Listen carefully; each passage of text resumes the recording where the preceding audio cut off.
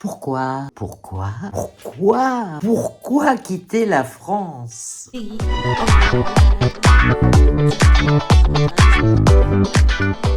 Alors, pourquoi quitter la France? Eh bien, parce qu'il y a plein de raisons. Ça, je l'ai déjà fait plusieurs fois et je me prépare à le faire à nouveau. Et je vais vous énoncer les 12 raisons pour lesquelles j'ai tout le temps envie de quitter la France. Vous allez me dire ce que vous en pensez. Donc, je dirais premièrement, les Français. Bon, je ne vais pas me faire des amis en parlant de ça. Les Français, pour moi, c'est des gens insupportables qui font toujours la gueule, qui sont toujours en train de critiquer, qui n'ont aucun respect des autres dans les transports en commun, par exemple, qui sont toujours en train de se plaindre, qui sont toujours en train de la ramener. Et moi, ça, perso, ça m'épuise.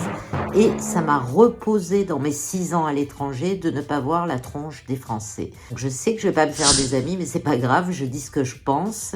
Et je pense qu'il y a plein de gens qui le pensent aussi, mais qui n'osent pas le dire. C'est une des raisons majeures pour moi, de quitter la France. Deuxièmement, je dirais que c'est le fisc, la pression fiscale, les charges qu'on paye, aussi bien en tant que salarié qu'en tant que libéral ou commerçant. C'est insupportable, on est taxé de tous les côtés, ça ne s'arrête jamais. Moi, je paye énormément d'impôts et ça me fait vraiment d'engraisser tous les gens qui ne foutent rien, qui ne payent pas d'impôts, qui ont la CMU, qui ont tous ces trucs-là, qui ont les aides de tous les côtés, dans cet assistanat qui est vraiment à gerber. On voit pas ça dans les autres pays. Je veux dire, dans les autres pays, tout le monde travaille, tout le monde il a droit à quelque chose, c'est qu'il rend en contrepartie par son travail, par son activité, son implication dans la communauté et dans le pays. Sinon, tu rentres en France et tu as tous les droits et tu payes pas. Et nous, on paye pour tous ces gens-là. Et ça, c'était une des raisons qui m'avait déjà fait quitter la France il y a quelques années.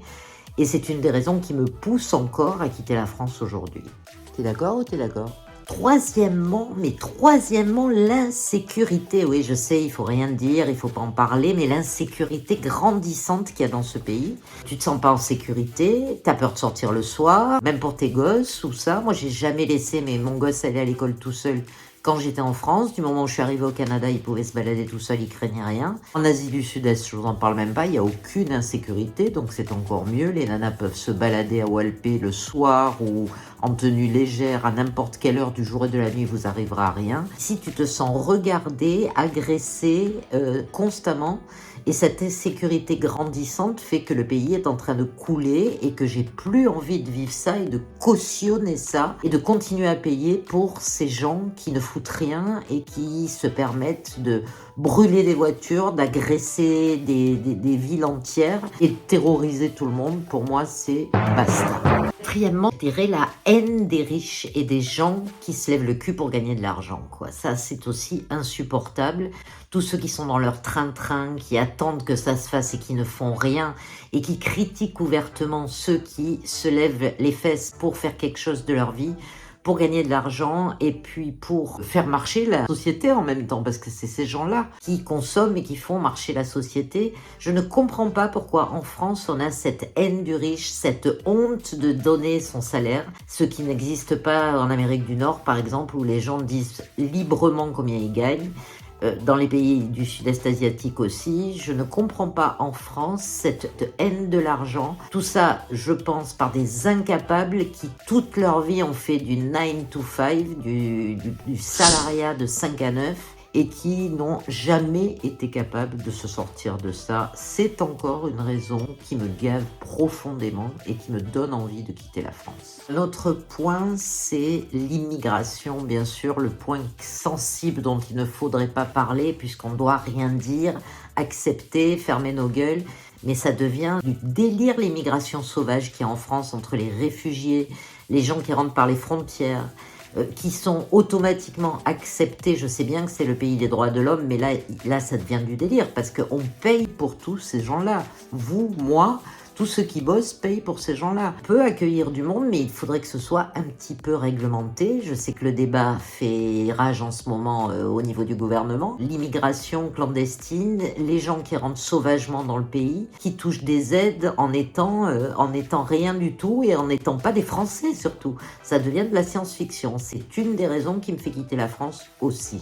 J'en ai marre de l'assistanat et d'aider tous ces gens qui n'en branlent pas une et qui sont constamment en train de demander des aides.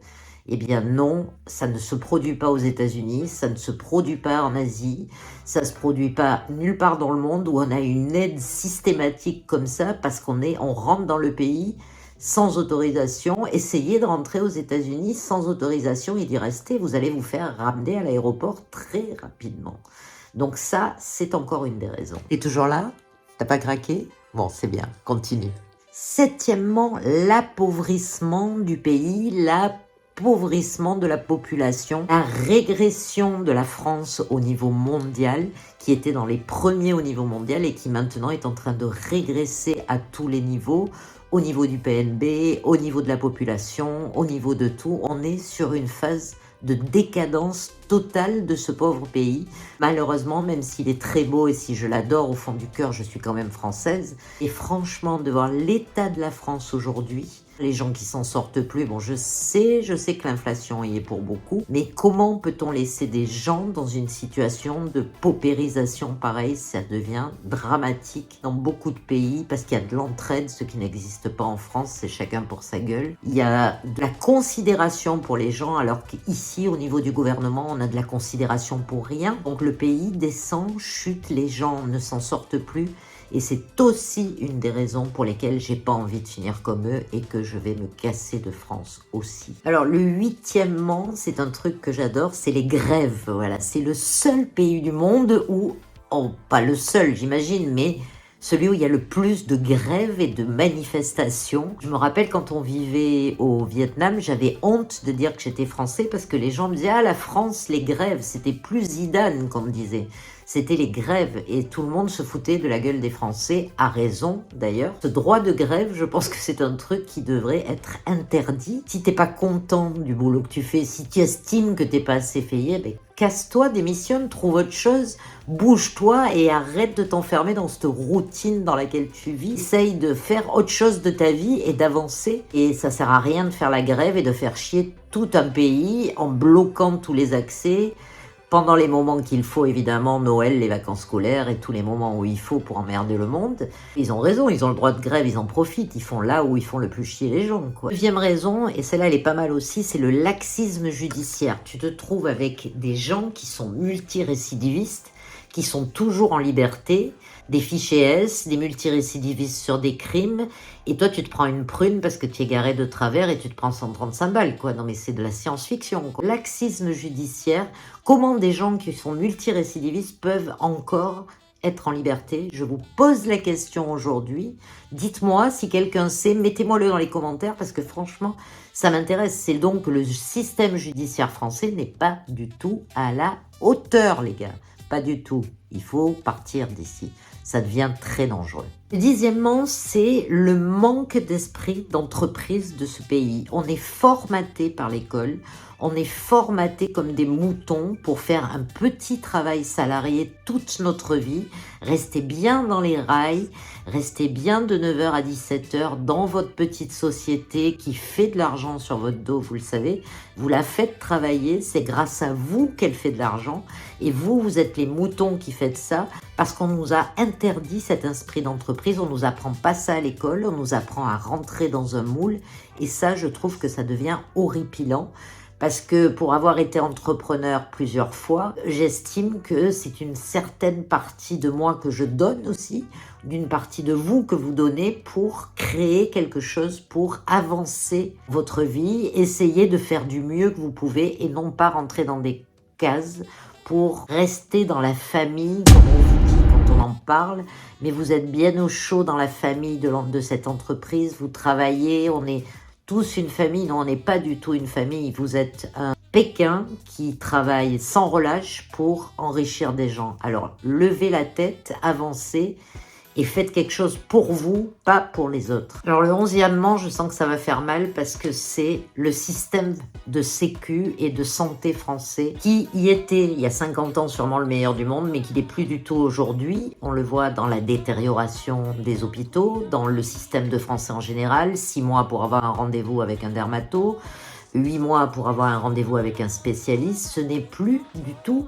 comme avant. Tout ce que vous cotisez dans vos salaires pour payer la sécurité sociale vous coûte beaucoup plus cher que ce que vous paieriez en assurance privée. J'en ai fait l'expérience en Asie, quand j'étais en Asie du Sud-Est. J'avais une assurance privée qui me couvrait aussi bien que la sécurité française, qui me coûtait 10 fois moins cher que ce qui m'est prélevé sur mon salaire pour payer la CMU des autres. Là, franchement, le système de santé français est en train de partir en live. On n'est pas si bien soigné que ça. On n'est pas si bien pris en charge que ça. Et j'avoue avoir été mieux prise en charge à l'étranger au niveau du système de santé. Le 12e, je dirais que c'est le manque de fun en France. J'ai envie de voir des gens qui rigolent, qui s'amusent, qui sont drôles, qui profitent de la vie, Et ça, j'avoue que quand j'étais à l'étranger, je l'avais tout le temps. Des gens qui se prennent pas la tête pour rien, et je pense que c'est le manque de fun et le fait de s'ennuyer ici. Je m'ennuie énormément ici, en France. Qu'avec des gens heureux, finalement. Et je m'ennuyais pas quand j'étais à l'étranger, parce qu'il y avait toujours des choses à faire, des trucs qui m'intéressaient sûrement, hein. Je dis pas, vous avez peut-être des choses qui vous intéressent en France, moi c'est pas le cas. Donc voilà, le 12e, je dirais que c'est ça, c'est l'ennui profond et l'envie de rencontrer des gens fun et des gens qui ont vécu des expériences, qui ont vécu des choses et qui nous apportent quelque chose. Voilà les amis, c'est tout pour aujourd'hui, j'espère que ça vous a plu, ça vous aura pas fait grincer des dents, sinon c'est pas grave. Si vous avez d'autres raisons d'avoir quitté la France, n'hésitez pas à me la mettre dans les commentaires. Bien sûr, de partager et laisser des commentaires, je l'ai déjà dit, d'activer la cloche. Voilà, je vous dis à ciao, bonsoir les gars. À très vite pour de nouvelles aventures.